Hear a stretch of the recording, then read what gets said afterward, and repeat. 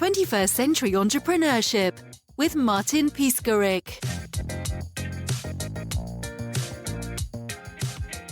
You have received the Distinguished Medal Award, and what's the name of the other one? You will tell us, for outstanding leadership. Can you tell us more about why you were given these awards? Interesting question. Yes, the Robert A. Met Leadership Award for outstanding participation in combined arms training.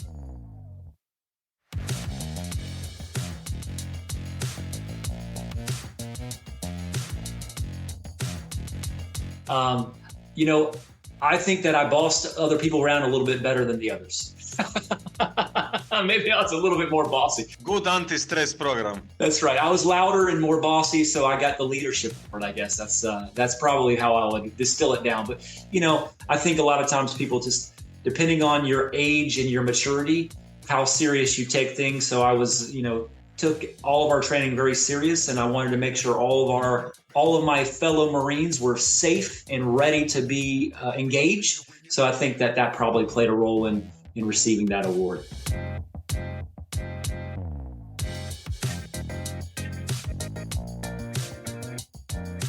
By the way, just a quick question. What other obligations do you have for your Marines? They need to be safe. They need to be legally safe as well. They need to be emotionally safe. So there are different levels, yes? For NATO leadership. Absolutely. I'd say that the officers, I was a non-commissioned officer, meaning that I didn't go to Quantico. I didn't go through the commissioned officer program, went through the enlisted program, a little bit different. So I think the mental well-being and the more psychological side is usually an officer-based kind of focus, whereas the enlisted focus is just stay in line, right? Do what you need to do and don't deviate, because if you deviate, you're going to break the chain. You're only as strong as your weakest link, right? So if you got too many people trying to run different directions, it's problematic. So that's really where the enlisted. So I'd say I was more of a physical, motivational, but making sure that people were adhering to the tasks that they needed to do physically. And of course, if there was an emotional and mental strife, then I would go up the chain of command to the officers that would basically deal with that. Yeah. I see. Okay. And what about values? So how did you were in Marine Corps, yes? Correct. Yes. So how did the Marine Corps values of honor, commitment, what's the third, courage? Yes. Influence your leadership style? Well, I think it really created a higher platform or a higher bar to aspire to, right? Until you understand that higher level of ethics and morals and essentially application of a brotherhood, because semper fidelis, right? Semper Fi, it's a brotherhood. You really learn to treat each other as a family. And of course, the key is your life is in their hands and their life is in your hands. So it creates a little bit more of a acute sense of awareness. So I think that really helped me. I was able to take that and apply it in business. I was able to take that, apply it in my family. Fortunately for my kids, I'm not banging trash cans at 5 a.m. telling them to get out of bed and go. But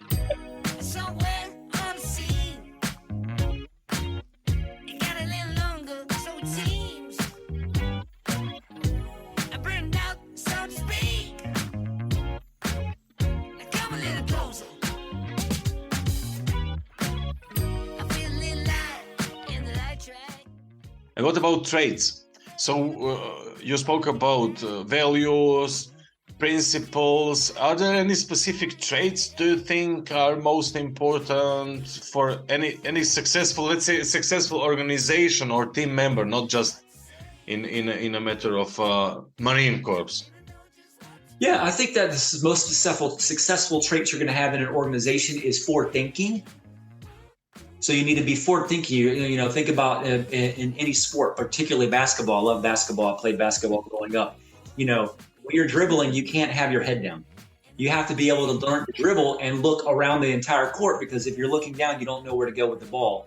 So same idea. When you're leading, the trait that you need to have is a forward-thinking leadership, but also the ability to be resourceful, because things don't always go the way you plan them, even if you plan them really well. And if you get stuck, it's a problem. You need to be able to say, well, plan A didn't work, plan B didn't work, plan C didn't work. I need to be resourceful and come up with a plan D like that. So essentially having those traits, or having that, sometimes you don't get born with them. Essentially have to learn them, but there's going to be a level of tenacity that somebody has that's going to ultimately take on that challenge, as opposed to backing away from it, Do you mind to quit your pretending? Truth or false, shit never ending. Hear me now and stop condescending. You see, I'm begging you, hear me beg.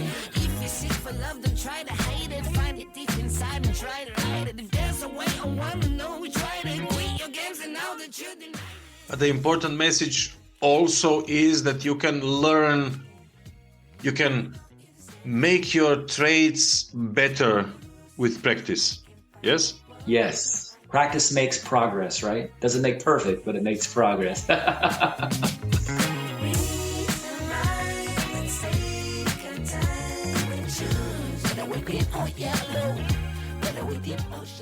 By the way, are there any specific strategies or tactics beside practice that you use from your training in the Marine Corps to help you build successful teams and your business and yourself, your life?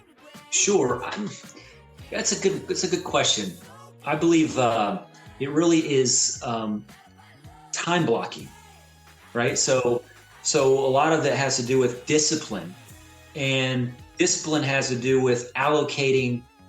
Part of it is, everybody gets 24 hours.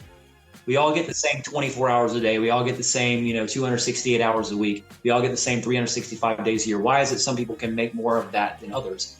Generally speaking, because they're managing the activities more efficiently, and they're probably time blocking, meaning that I'm going to be disciplined, and in this window of time, I'm doing this activity, and within that activity, I need to get this done.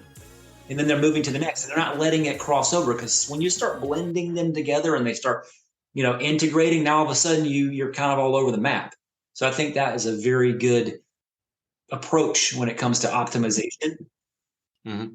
And in that set of questions, what advice would you offer to other veterans, for example, who are looking to transition into entrepreneurship or business leadership roles? Take what you've learned in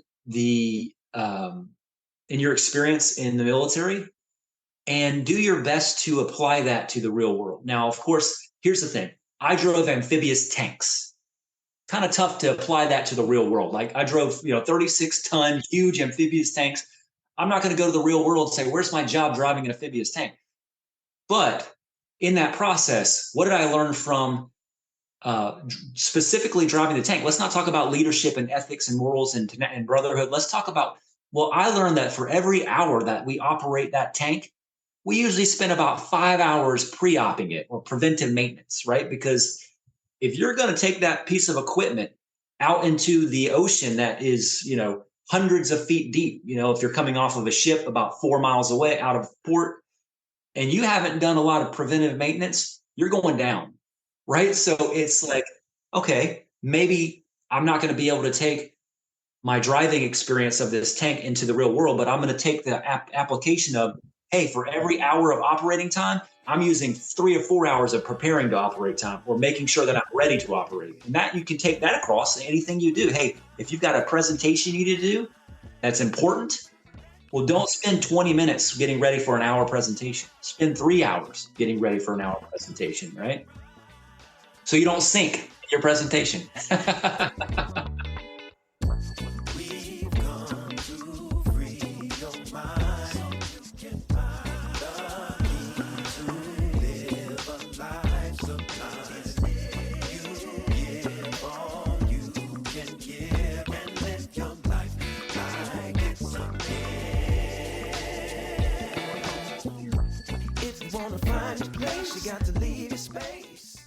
What has been the most challenging part of running a specific financial services company Peak Profit Solutions, and what inspired you to start that specific company? Yeah, great question. Thank you so much, Martin. I appreciate these questions. They're fun. Listen, I got my undergraduate degree at the University of Florida in exercise physiology, right? That's physical education in layman's terms, right? I got my master's degree in sports management. So a lot of people ask me, how in the world are you running a financial, Peak Profit Solutions is really a tax efficiency firm, right? I work with people that have a lot of income, and I strategically work with their CPA and their wealth advisor. So I don't step on their toes. I don't replace their CPA. I don't tell them how to invest their money. I just show them ways that they've never seen of how to reduce their taxable liability. But that being said, coming back to your question, when I left the University of Florida, I went to New York City, and then I went to Los Angeles, and I was managing and operating high level or high end fitness companies. And in that process, I learned to be a very good owner operator, right? So I would basically go into the club, I would open the club, I would drive revenue, I would manage expenses, and I was bonused off of EBITDA, right? Your profit margin. So I became really good at basically running a process and running a business. And I opened up a lot of different clubs and went into clubs and kind of turned them around with different club companies. So I realized I understand business, I like business. And just because I got my background in exercise physiology doesn't mean that I have to stay in that world. I knew that if I left and I worked with business owners because I understood their language, I would be just as happy. And of course, I would have more opportunity for growth. And that was, financially speaking, it was a decision. In my previous industry, you work yourself to the bone. They're open, most fitness clubs are open 365 days a year. And unless you own the club that has multiple locations, you're not going to be making as much as if you get into another industry. So I said, I'll go into this new industry. And that's where it started. That's where Peak Profit Solutions started, which was I can be a consultant to anyone but business owners was my language. So that was really my focal point of helping business owners. I got a voice in the back of my head. Tried fighting it off, but it just keeps on calling. When I try to scream, my lungs collapse, imploding in the dark surrounding me.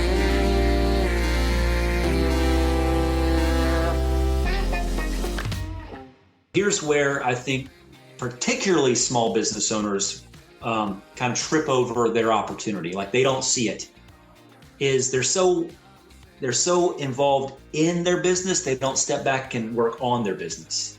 So that's really, really important. And I want to expand on that because when you're not stepping back to work on your business and you're day to day, you're in that business, you're missing opportunities. And one of the biggest opportunities that especially small, but even medium-sized business owners and sometimes large business owners, they don't look at their tax liability as a profit center. You need to treat your tax liability as a profit center because if you address the taxes proactively, you can reduce the amount of taxes you pay, meaning you increase the profit that you keep. So most people they just look about taxes as, well, I just got to pay them. Well, there's 75,000 pages of tax code. And think about it. Most people hate to pay retail anything, right? They'll look for they'll cut coupons. They'll find discount codes. Taxes is no different. There's a lot of coupons in those 75,000 pages of tax code. You just need to know where to find them. And I'm the Sherpa. I'm the one that helps them apply. I go out with the mining cap. I vet all these different solutions, and I know how to bring them into play with certain situations. So that's why I really come in. I'm a team player. I'm not replacing their CPA. I usually create a good relationship with their CPA, hopefully. I'm not telling them what to do with the money we save. That's for their wealth manager. That's why most of my business comes from wealth managers and tax professionals. They're like, hey, you're doing things that I don't have the time or desire or maybe even the professional focus to do. So I'm bringing you in as my pinch hitter when I have cases that I've got somebody that's paying a lot of tax and they don't like it. They bring me in, right? Come save me. I'm still alive.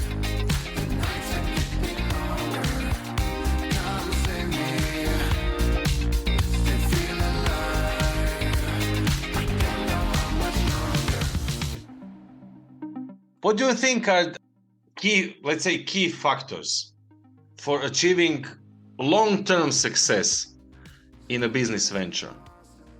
Sure. As you grow, make sure that your support system, particular to your tax efficiency or inefficiency, is growing with you. I can't tell you how many times I'm doing some consulting work with a business owner and maybe their wealth advisor or business owner and their CPA, and they've took their business from $0 and $5,000 from their grandma, whatever. I'm just making, and now they've got $1 million in revenue, 10 million in revenue, 50 million in revenue. I've worked with people that have hundreds of million in revenue as well, and they don't have a team around one of their biggest liabilities. When you, like, for example, California, we're living in California for close to 20 years. California citizens pay the biggest sunshine tax in the United States. Their state tax on top of their federal tax can be 13.3%. So as a successful business owner in California, you might be giving 53% of your profit away to the federal government. I know that in Europe, that probably doesn't sound like much because the taxes are generally higher, but in the US, comparing Texas, for example, it's pretty high number. That's right. So when you add, when you're basically paying an entity more than half of your profit, and arguably they're not helping you build your business, right? obviously we live in a free country, arguable as we get close, but the idea is that I've got more than half of my profit going out. So what I'm saying is sometimes these owners, even when they get to 10 million, 20 million, $50 million in profit, they still have a CPA and a wealth advisor and maybe a controller. It's like, well, what is it? How does Amazon make billions of dollars of profit yet pay no federal tax? It's not because Bezos has one CPA, one wealth advisor, and one controller, right? He's got a team of business strategists. He's got a team of accountants. He's got a team of attorneys. And they're all basically going through that 75,000 pages of code and saying, what can we do? Black and white, not gray. What's in the law that says we can do that's going to be more efficient for us? So I'm not saying that a small business owner has to have a team, but that's when you bring in the team, right? If you can't put the team together in-house, then you put it together as contractor work. And that's where I come in. Like, start adding, you need more. Like, if you're going to play a baseball game and you're a business owner, you need more than a pitcher and a first baseman. You need a shortstop, you need a second baseman, you need a left fielder. And the bigger you grow, the more positions you need. Otherwise, you're going to be letting things go, and that's going to create an inefficiency, particularly in taxes.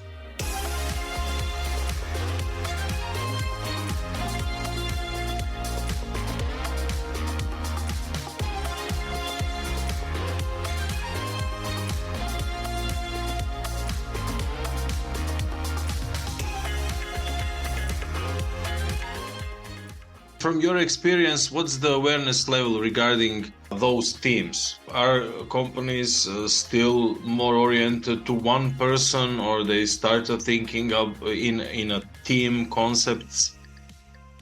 I would say, in my experience, Martin, that in a lot of companies, until they come IPO, right, until they become a public company, the awareness just isn't where it should be. And the reason why when it become a public company is because now you have shareholders to answer to, and they're very upset when there's low profit, and taxes can essentially offset profits. So that's when the awareness comes, because a lot of times it's forced upon them. Now, anything below that, the awareness is, they might be very aware that they need to increase the efficiency of the manufacturing process. They may be very aware that they need to increase the efficiency of their procurement, right? Their payables, or whatever it is, or their human resources arm is not really efficient. They're having problems with, maintaining or retaining employees. But that's all operational. But they're missing, what can we do for every dollar that we earn? How much are we keeping? But also, as the owner stands, it's not how much you're keeping, it's how much you're also paying, how much less you're paying to the government. So there's two layers. There's profit, and then there's taxable income. Pay attention to how much taxable income you have and how you can adjust that to keep more of it.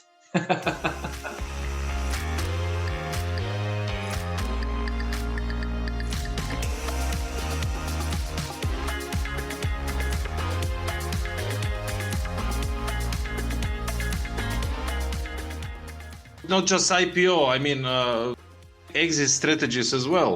It would be absolutely fantastic to have your kind of service if I think about long-term exit strategy. Absolutely. Martin, let me tell you a story. So this is a fun story. The bad story is sometimes I talk to people and they get introduced to me and they have a tax problem and it's great. I can help them. They've got a lot of income, but they also say, oh, by the way, I actually sold a piece of real estate and I've got to sell, I've got to pay taxes on $1 million of gain, right? I've owned it for a long time. It's appreciated and it's worth a lot more than I paid for it. And I'm like, oh, I wish you had told me before you sold it. Because when it comes to selling appreciated assets, whether it be a business or whether it be real estate or whether it be cryptocurrency or whether it be some stocks that you own that are not in a retirement account, if you structure the sale appropriately prior to the sale, you can potentially eliminate the taxes or defer them almost in perpetuity. So the bad story is when people tell me prior to. The good story is when they tell me, hey, I'm actually going to be selling my business and we're getting some serious interest. What should I do? Give you an example. I'm working with a group out of California now. They're selling their business. Well, they happen to be getting $210 million. Well, in California, we're looking at, you're looking at a $40+ million tax bill on $210 million at long-term capital gains. So they're really happy because they're not paying that $40 million tax bill. Yeah, absolutely. So I guess with that being said, when it comes to exiting, as you mentioned before, proactive, please reach out. What things do I need to do prior to the sale that would give me more tax advantage? And that's really going to help because after the sale, there's a lot less that can be done.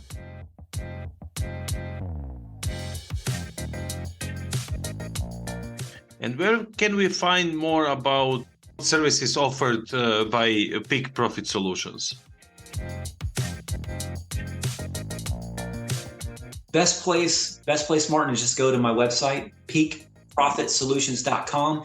On that, I've got 3 links. One would be if you want to look at some case studies, click here, give me some information. I'll send you some case studies. One, if you are a tax professional and you're like, hey, I want to integrate this additional layer of efficiency to my business, because for tax professionals, it's really unique. They're going to be able to attract higher profile clients because they've got more solutions than the average, and they might even be able to add an additional income stream, because that's an opportunity there as well. So I've got those links for a wealth advisor. What does it mean to partner with me? And then of course, for anyone that has high income tax or they're going to sell an appreciated asset, click on my calendar link, book an appointment. I have free 20-30 minute consultations. It only takes me 15 minutes of a conversation to determine what type of opportunity is available and what is the potential, what is that potential opportunity? First of all, is there opportunity available, and what is the ballpark we're looking at? Like, is this going to be a 10% tax savings, a 50% tax savings, a 80% tax savings? I can usually get a ballpark within 20 minutes. And then of course, from that point forward, we determine, how are we going to move forward? Do you want me to do some consulting work and put this together, or not?